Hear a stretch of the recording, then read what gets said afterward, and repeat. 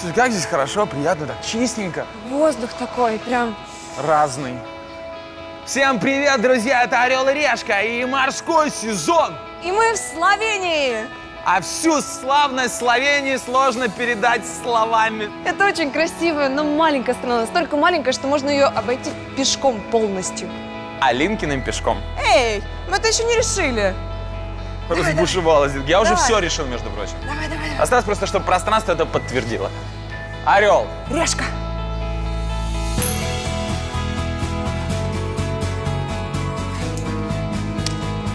Готова к открытию?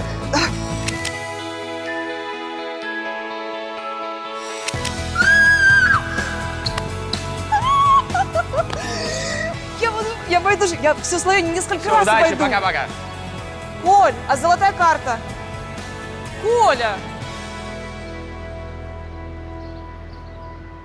На берегу Адриатического моря, окруженная легендарными Альпами, приютилась сказочная страна – Словения. Это край огнедышащих драконов, древних замков и таинственных подземелий.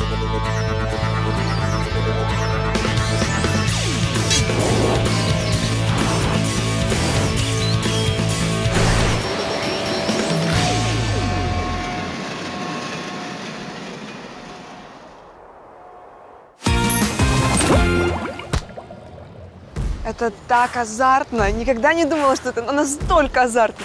У меня теперь огромные возможности в маленькой стране. Возможно, я даже могу купить Словению. Это же просто... Я могу поехать куда угодно, попробовать что угодно. Это вообще, это... Там моя тачка, да? И как она? Классная? Новенькая BMW 6 серии. Разгон до 100 за 6 секунд и бак на 66 литров. Самое то, чтобы быстро и с лоском путешествовать на дальние расстояния.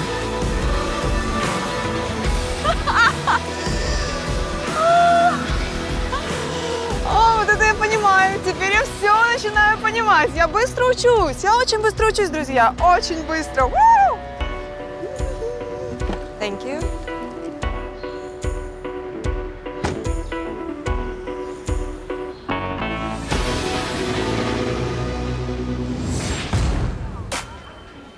Мы прилетели в аэропорт имени Йожи Пучника. Это всего в 30 километрах от столицы страны, Любляны. А осталось туда только добраться.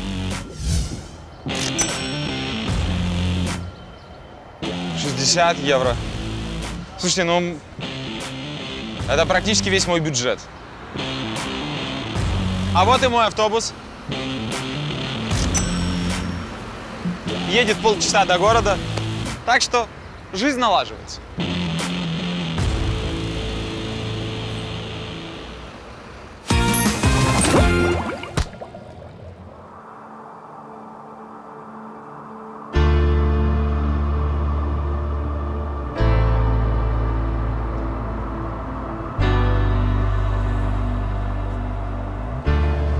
Красота какая. Вообще, хочется туда, в эту картинку.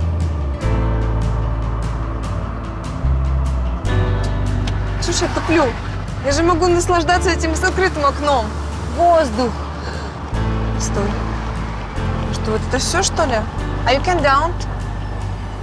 Нет. Ничего, я смогу и так.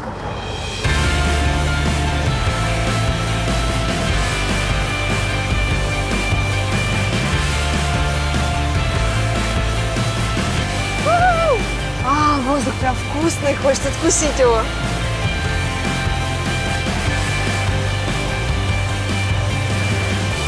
Словения, ты прекрасна! А вообще, что я знаю о Словении? Я знаю, что здесь более 260 водопадов. Также здесь нашли самый древний в мире музыкальный инструмент – костяную дудочку. Словения по форме похожа на курицу. Столица Словении, Любляна, спроектирована в форме звезды. То есть это такая курица со звездой. Здесь я и проведу первый день своего славянского уикенда. А на второй отправлюсь на юг страны, чтобы искупаться в Адриатическом море.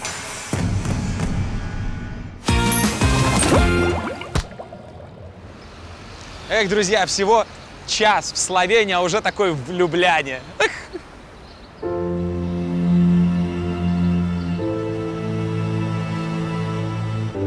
Любляна очень контрастный, даже противоречивый город.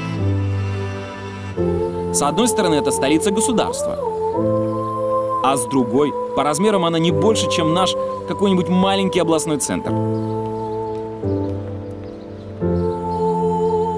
Ну что, вот я и добрался до центральной площади и стою в самом ее центре. Вокруг меня крутится вся жизнь Словении.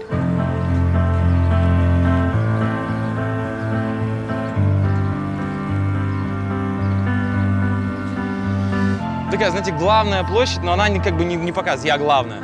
Типа я здесь главная, а нет такого ощущения. Ну просто, да, я площадь, да, я главная, окей. С одной стороны, Любляна – старинный город с мощенными улицами, средневековыми домами и памятниками, потемневшими от времени. При этом в всем город просто напичкан яркими, современными арт-объектами.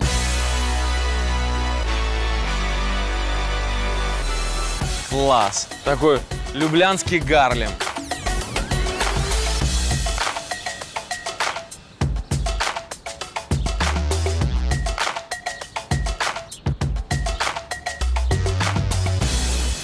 Попадаешь сюда, у тебя просто голова взрывается. Ты не можешь понять, куда ты попал. Точно ли я еще нахожусь в Любляне? Или уже покинул границы этой планеты?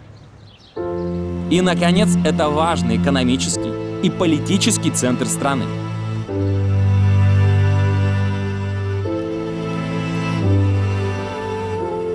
При этом Любляна считается городом студентов, и его улицы заполнены молодыми парочками.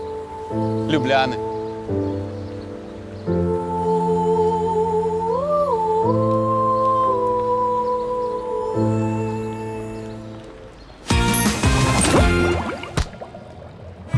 Пока Коля знакомится с Любляной, я начинаю исследование Словении. Любляна небольшой городок, и я думаю, что Коля справится сам, а вот мы уже отправимся смотреть все остальное, что есть в этой стране.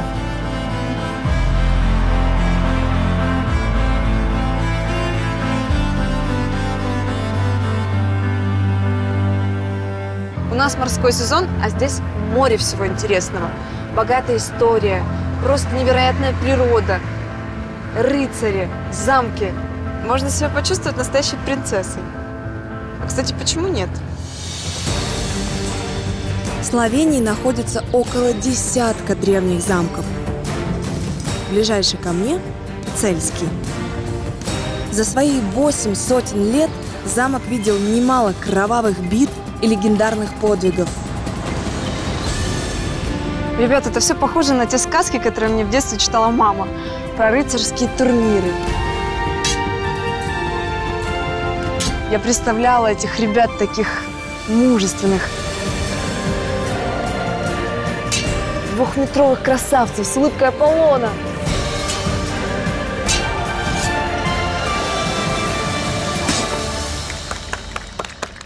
Но мне придется вас расстроить. На самом деле было чуть не так. На самом деле они были далеко не громилами, а маленькими ребятами, не выше 1,60 м. К 25 годам теряли почти все зубы, и латы были настолько тяжелые, что они их практически не снимали. И более того, приходилось справлять свою нужду прям вот, ну, допустим, на коне. Ну, прям вот в латах. Такие вот без комплексов, друзья. Засранцы. Тем не менее, для того, чтобы получить почетный титул рыцаря, нужно было изрядно попотеть. Обучение начиналось с 5 лет. И уже к 14 будущий рыцарь должен был искусно владеть всеми видами оружия, уметь биться в рукопашную и мастерски ездить верхом. Но самое интересное, что история знала и женщин-рыцарей. Правда, чтобы ею стать, девушке нужно было доказать, что она ни в чем не уступает мужчине. А нынче, чтобы стать рыцарем, ничего уметь не надо. Лишь иметь на счету 600 евро. Я что-то ничего не вижу. Где тут отверстие, блин?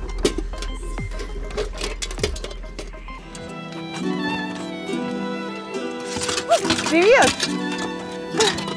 Прямо сейчас я стану рыцарем. I'm ready. On your knees.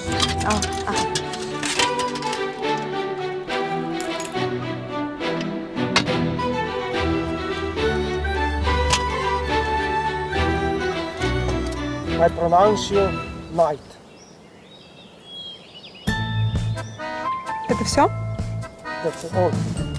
Может быть, я должна что-то сказать? Maybe I said, I promise никогда не сдавать латы на металлолом или там защищать всех там. Ну что ж, спасибо, что все пришли. Ура, я рыцарь! Вау!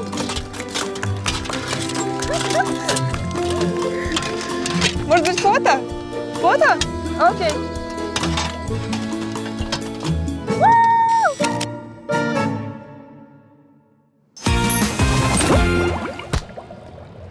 В Любляне полно достопримечательностей, но есть очень необычные, даже удивительные. Как вы думаете, что это? Это измеритель неба. Цианометр по-научному. Итак, как это работает? Смотрите, круг. Там в круге видно небо.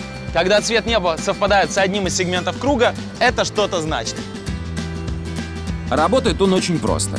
Он измеряет, насколько синее небо. Так 230 лет назад предсказывали погоду. Если серое, значит есть вероятность дождя. Если светло-голубое, значит день будет солнечным. В память о таком чуде инженерной мысли поставили памятник, действующий цианометр.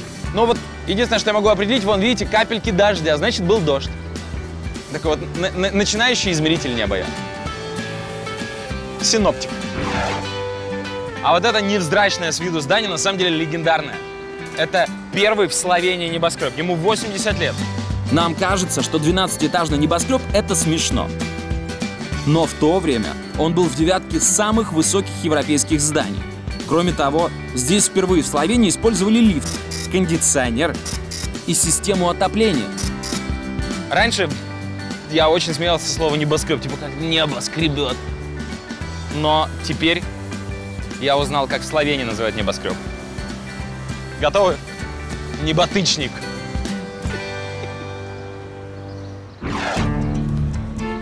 Ну а самая главная достопримечательность Любляны — зеленый дракон. Он здесь повсюду.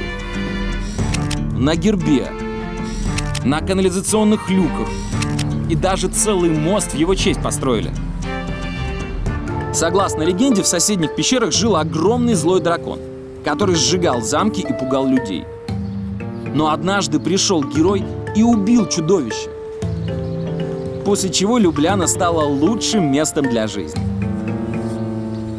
В Словении очень любят драконов. Причем настолько, что слагают легенды не только про живых драконов, но даже про бронзовых. Вот, допустим, есть такая легенда, что если по этому мосту пройдет девственница, то дракон завиляет хвостиком. Мне прям интересно это посмотреть. А ну-ка, подожду. Подожду. А ну-ка. Хвост даже не шелохнулся, столько девушек прошло. Что с этим поколением не так?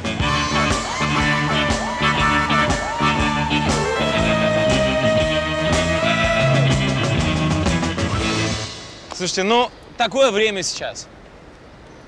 Это все вот эти вот инстаграмы, интернет, это все из-за них. Фильмы американские. Такое время, жуткое время.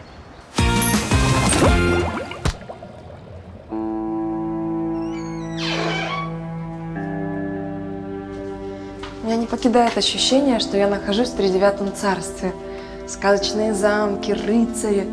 Предлагаю на этом не останавливаться и отправиться в подземный мир. Мало кто знает, но вся Словения пронизана пещерами. Их здесь около 10 тысяч. Я приехала в одну из самых знаменитых – 7-километровую пещеру Шкоцьян и взяла себе приватную экскурсию с гидом. Hello, my name is Alina. Julio, Borut. Nice to meet you, Borut. Yeah, nice to meet you, Alina. Thank you. Это Борат, мой экскурсовод. Эти пещеры до сих пор хранят очень много тайн, и одному здесь лучше не ходить, можно просто потеряться. А так как у меня есть золотая карта, у меня есть Борат. Go? Yeah. Окей.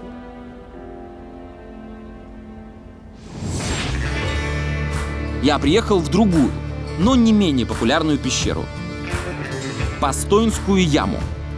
Денег на гида у меня нет, поэтому отправлюсь на экскурсию с десятком других туристов. Ежегодно пещеру посещает 500 тысяч человек. И вот я теперь среди них.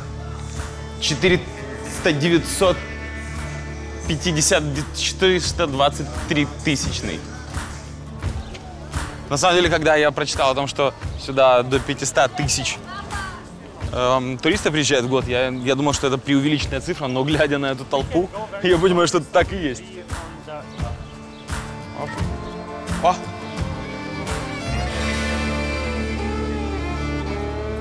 Слушайте, как холодно здесь. Хорошо, что я подготовился и взял с собой курточку.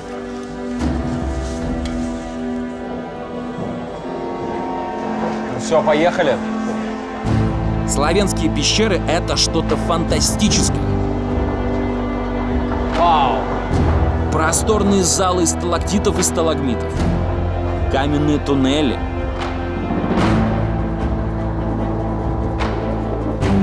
Здесь даже есть подземный каньон. Это один из самых больших гротов во всем мире. 300 метров в длину, 120 в ширину и высотой в 5 девятиэтажек. Вы только представьте себе. Это просто не укладывается в голове. Просто не верится, что это сделала природа. Кажется, что это декорации к фильму «Хоббит» или «Властелин колец». А это сделала природа. А в итоге режиссеры просто позаимствовали ее фантазию. Это поразительно.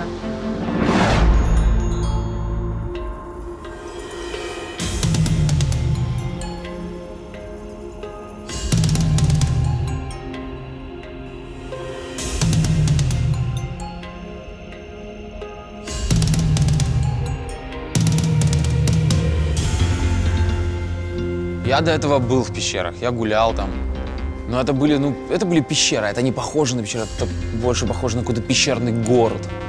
Просто подземное какое-то вообще свое царство. Куча этажей, огромные залы, пространства, какие-то дороги туда-сюда, отсюда.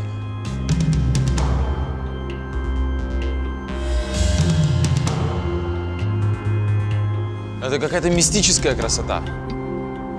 Вообще неудивительно, что в Словении так много легенд, что они верят в драконов. Да, я уже даже не сомневаюсь, что где-то здесь сидит дракон.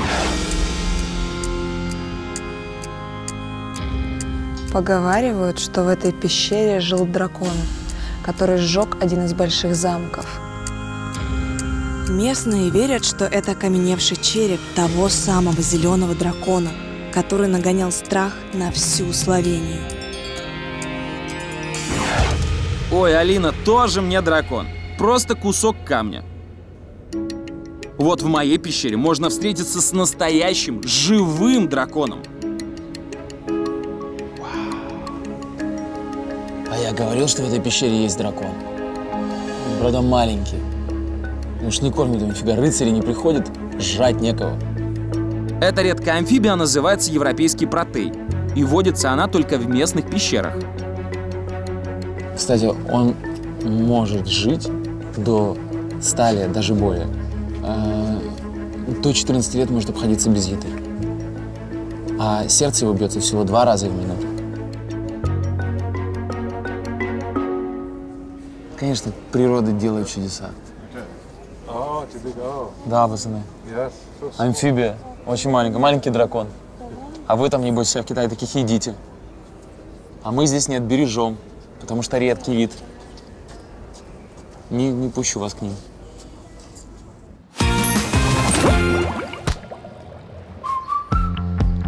Слушайте, я такой голодный. Коня бы съел. И в Словении это можно с легкостью организовать. Смотрите, например, hot horse. Как у нас хот-дог, здесь hot horse.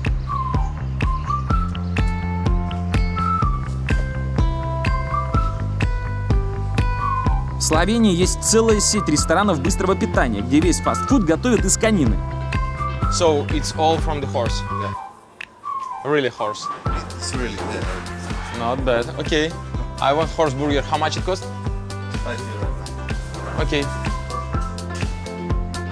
Все, он гигантский прям. А здесь еще наверняка есть маленькие бургеры детские из пони. Ну, я взрослый мужчина, взял большой.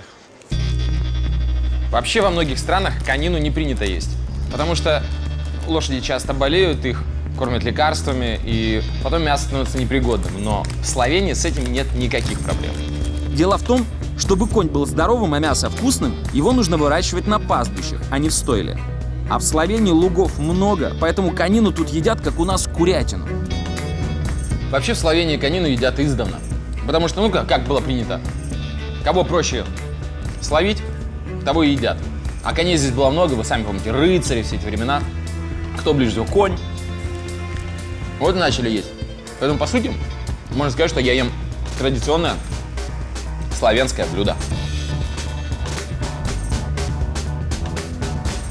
Вкусно. Мясо специфическое, чем-то напоминает баранину. Да, как будто котлеты из баранины. Мясо прям реально вкусное. Никогда бы не подумал. Все эти предрассудки, конина, как можно есть коней. Просто стоит попробовать.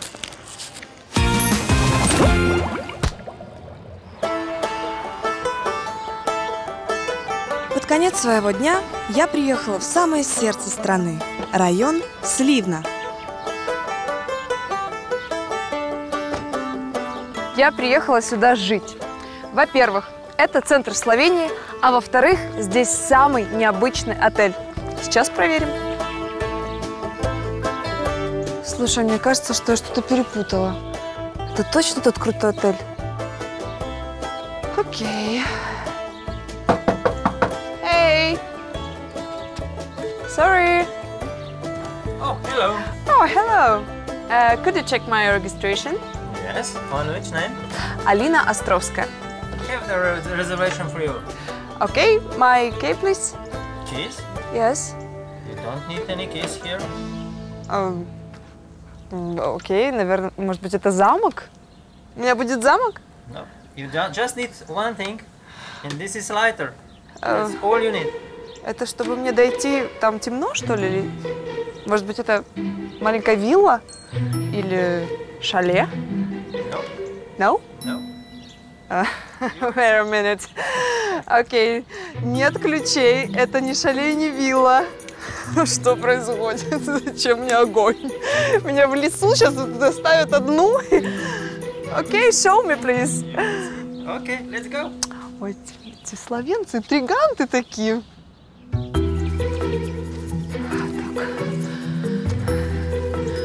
Я потеряла логику ситуации. Мы идем за неизвестным мужчиной. У меня зажигалка и карточка. Окей. Запоминай дорогу. I'm okay. Sorry. Оп.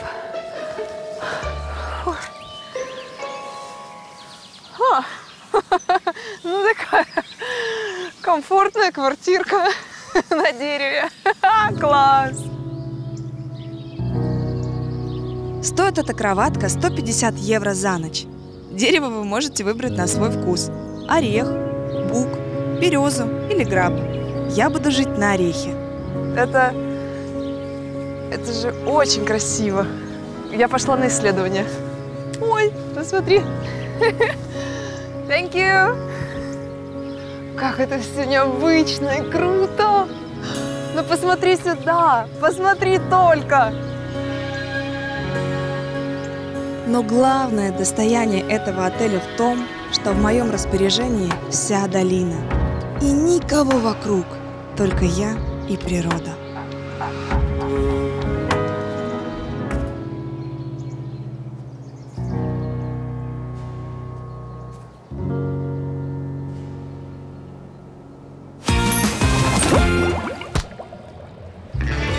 Честно, Далин, ну такое.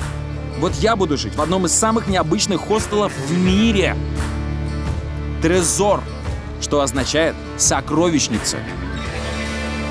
Остановиться я решил в этом хостеле. Ну, во-первых, потому что это здание бывшего банка. Во-вторых, здесь номера в виде сейфов. Ну и в-третьих, здесь принимают биткоины. Не то чтобы у меня есть биткоины, просто приятно находиться на месте, которое, как говорится, на гребне волны эпохи. Добрый вечер. Добрый вечер. Это ограбление. Дай мне ключ от самой дешевой комнаты, быстро! Руки покажи, руки! А теперь дай ключ. Хорошо, от какой комнаты? От самой дешевой. Ага, от общей, за 16 евро. А можете подержать, пожалуйста? Да, конечно. Спасибо. Вот. И дайте мне это назад. И еще сбор. Какой еще сбор? Туристический. Все вместе 18 евро. 18? Да это ограбление! Ваша сдача, ваши ключи. Окей. Ваша комната 308. 308. Хорошо. Да, 3-й этаж налево. Сейчас идете к лифту, потом на 3-й этаж налево и комната 308. Окей. Спасибо. Пожалуйста. Уникальность этого хостела в том, что он находится в здании, в котором до этого 100 лет был банк.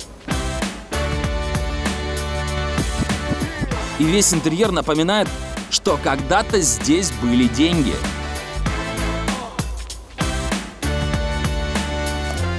Так, 308. Вот 308. Югославский динар.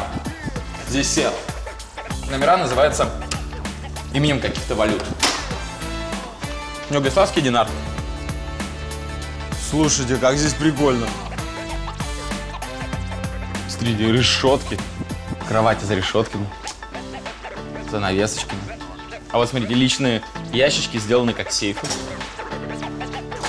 И цитаты великих людей о деньгах. Слушайте, какую крутую мысль высказала Коко Шанель. Есть люди, у которых есть деньги, а есть по-настоящему богатые. Понимаешь, о чем она, Алина?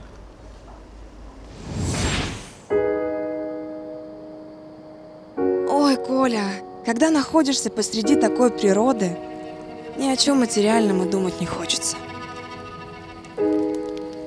Тут так хорошо, такое умиротворение внутри, что не хочется ни говорить, ни думать. Просто такой дзен.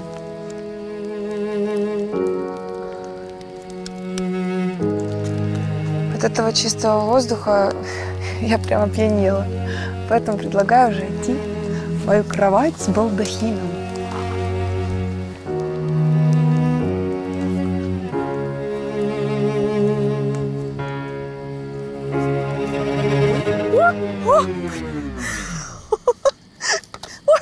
Дима, это не так легко, как может показаться.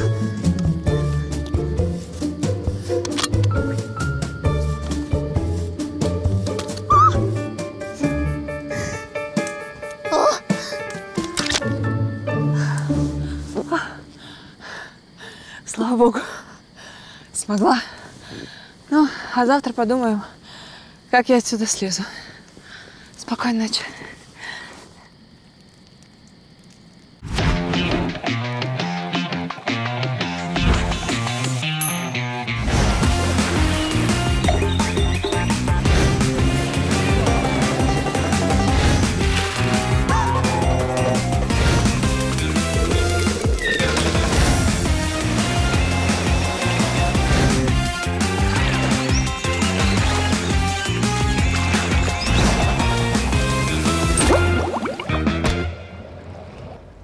Доброе утро, друзья.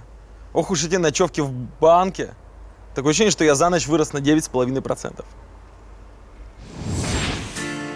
Я видела Словению из окна машины и с своей долины. А теперь пришло время посмотреть на нее сверху. Золотая карта может сделать утро в Словении сказкой.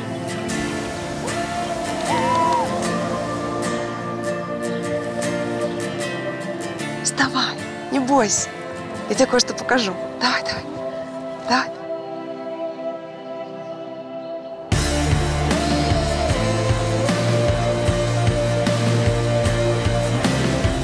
Куда Куда ни посмотри, всюду горы.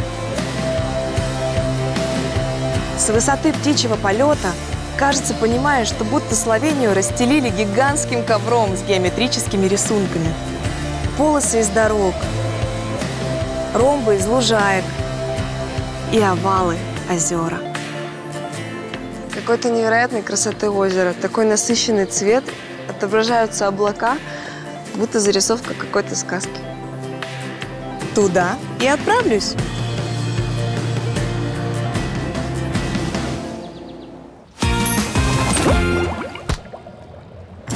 Как и обещал, на второй день я отправился на юг Словении, где находится Адриатическое море. Hello, I need a ticket to Piran.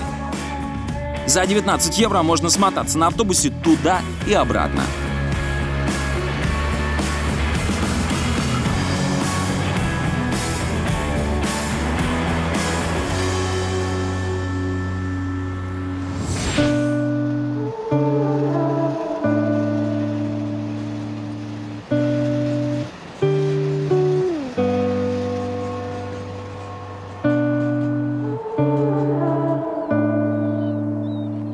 Озеро Блед образовалось благодаря таянию ледников на верхушках местных Альп. Из-за этого вода в нем кристально чистая, словно драгоценный камень. И говорят, побывать здесь обязан каждый турист, который приехал в Словению. Прокатиться по озеру можно на традиционной лодке «Плетни». Аренда 200 евро в час.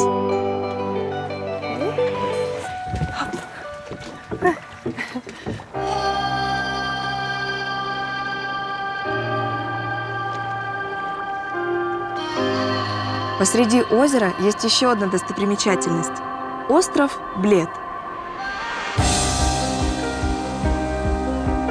С ним связана одна романтическая история. Когда-то тут жила влюбленная пара. После ранней смерти мужа жена сохранила ему верность и в память о нем построила эту церковь. И теперь каждая парочка мечтает обвенчаться именно здесь, потому что верят, что их любовь также станет вечной. Но перед свадьбой здесь жених должен пройти одно испытание – пронести невесту по лестнице из 99 ступеней. Поэтому женихи перед свадьбой приезжают сюда тренироваться. Я тоже решила предложить парням свою помощь. Я не знаю, как в таких ситуациях, что делать, но ладно, я готова. Правда, ты не знаешь еще мою маму, но хват у тебя хороший. Он не знает еще, что я богачка, что у меня есть золотая карта. Ему очень повезло. Давай, давай, давай, давай, давай, давай. Ой, давай, давай, давай, давай. Молодец. Он даже остановился, даже не идет. У этого парня скоро свадьба. Представляете, он пришел тренироваться, да поднимать свою любимую. Пришел с друзьями. Я не могла не помочь. Так что свадьбе быть? Ура! Это так романтично, Господи, так романтично! Спустя почти 4 часа я приехал в Пиран. Это маленький курортный городишко с домиками в рыжих черепичных крышах и лабиринтами узеньких улиц.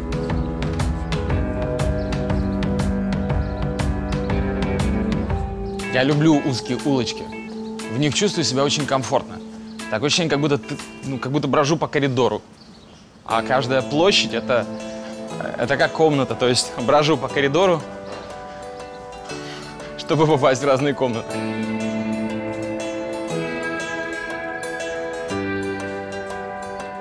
Окна так близко друг к другу.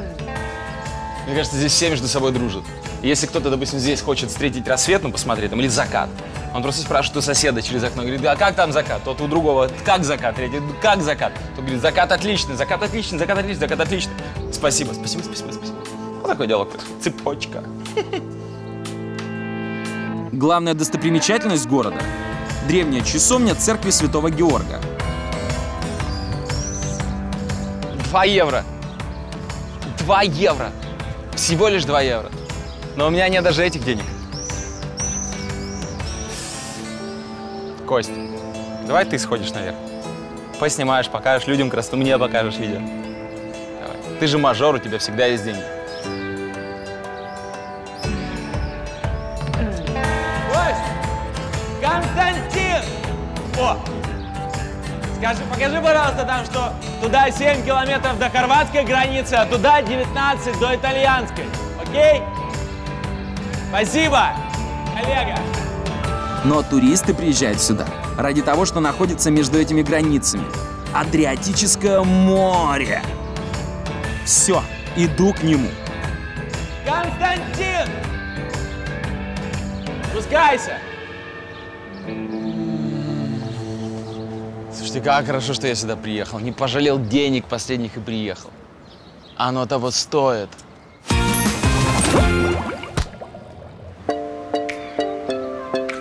Друзья, можете меня поздравить. Под конец второго дня я наконец-то добрался к морю. Но тут меня ждало разочарование. Бетонные пляжи, представляете себе? Это ребенок вечером прибегает домой и говорит: мама, представляешь, сегодня папа на пляже заснул, так я его в бетон закопал. Ребенка травма на всю жизнь. Ужас. Все-таки, несмотря на всю прелесть этого города, здесь хороших пляжей нет. Но разве это может остановить человека, который целый день бродил в пожаре?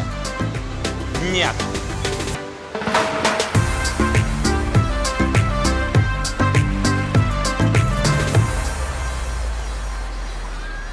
Итак, первое, вода. Вода идеальна, она освежающая, она как будто тебя укутывает. Как такой мокрый, прохладный плед. Количество людей. Людей здесь много, но они тихие и особо никому не мешают. Контингент смешанный. Мамочки, дети и я. Удобство. Скамейки, урна, ресторан, душ. Правда, переодевалок нет. Такое, знаете, удобство с легким дискомфортом. Песок.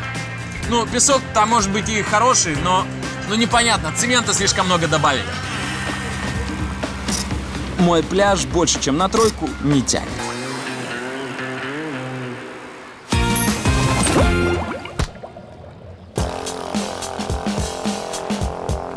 В Словении можно купаться не только в море, но и в кристально чистом ледниковом озере. Сейчас проверим, какой тут пляж. Плотность населения. Людей немало, но при этом достаточно комфортно. Можно даже разместиться большой компанией. Контингент.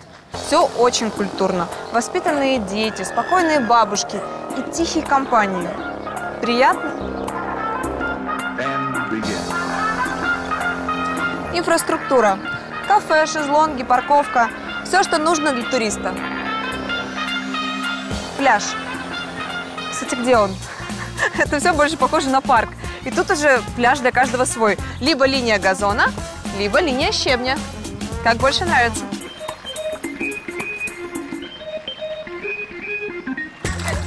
Вода.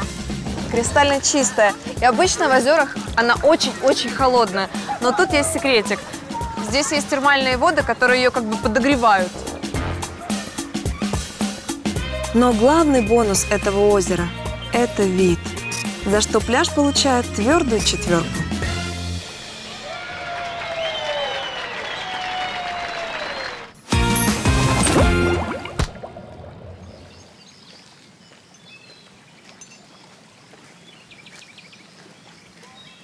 Большое заблуждение, что классные развлечения есть только возле моря.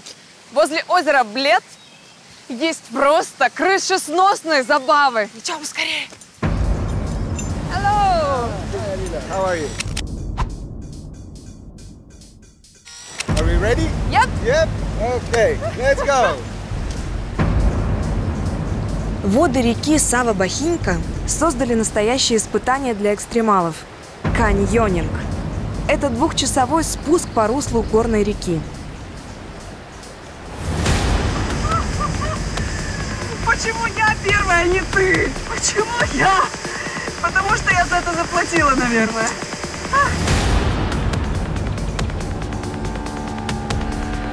Начинается все со спуска по отвесной скале на дно каньона. И таких препятствий на этом пути будет 5.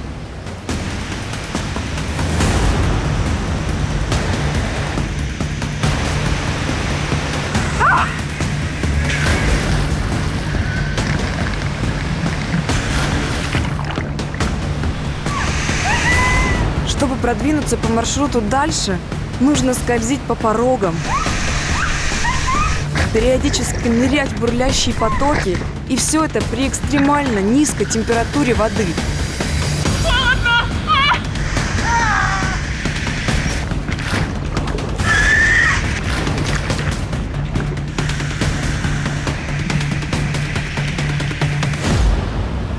Кульминация этого маршрута – прыжок со скалы высотой в 12 метров. Причем природа тебе не оставила выбора. Назад пути нет. Чтобы выбраться из каньона, нужно пройти путь до самого конца.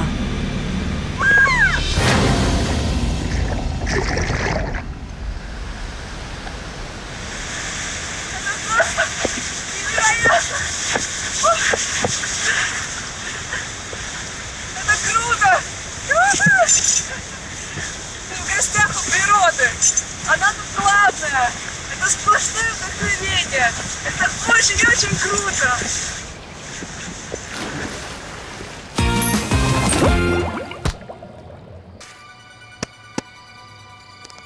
Так вот, в маленькой Словении, в маленькой бутылочке вас будут ждать эти $100.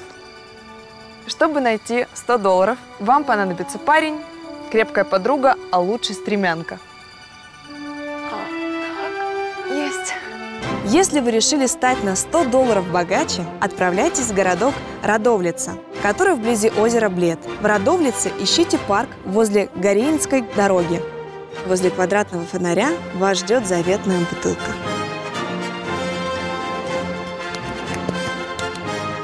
Ну что, удачи! Ветки! Тихо, тихо! Чш. Словения стала для нас настоящим открытием. Воздух прям вкусный, хочется откусить его. В этой маленькой стране есть все, что нужно для любителей путешествий. Теплое море, Кристально чистые озера, могучие горы, древние легенды и уйма развлечений, которые по карману туристу с любым бюджетом. Вау! Вода сюда, у тебя просто голова. Тут так хорошо. А я говорил, что в этой пещере есть дракон. Это сплошное вдохновение. А здесь еще наверняка есть маленькие бургеры детские из пони. Так романтично, господи, так романтично. Слушайте, как хорошо, что я сюда приехал. Не пожалел денег последних и приехал. Оно того стоит.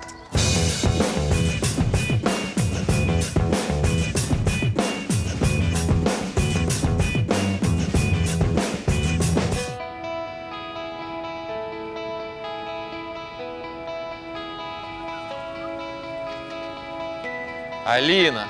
Коля, привет. Привет. Ну спроси меня, спроси, как я провела время Что золотой тебя картой.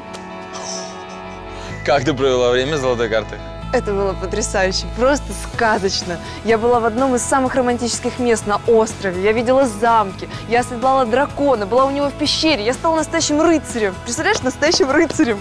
Ты знаешь, я не могу похвастаться, что у меня была прям вот роскошная жизнь налево и направо, но даже имея в кармане всего несколько евро, я смог целый день кайфовать без остановки. Здорово. Словения прекрасна, она подарит все, что ты захочешь. Даже если у тебя нет день рождения, ни другой праздник. Просто приезжай в Словению и наслаждайся. Хватай со стола все вкусности. Здесь это получится. Пошли, я тебе покажу неботычник. Это что такое? Неботычник, это как? Ну, слушай, на самом деле слово значительно интереснее, чем то, что оно означает.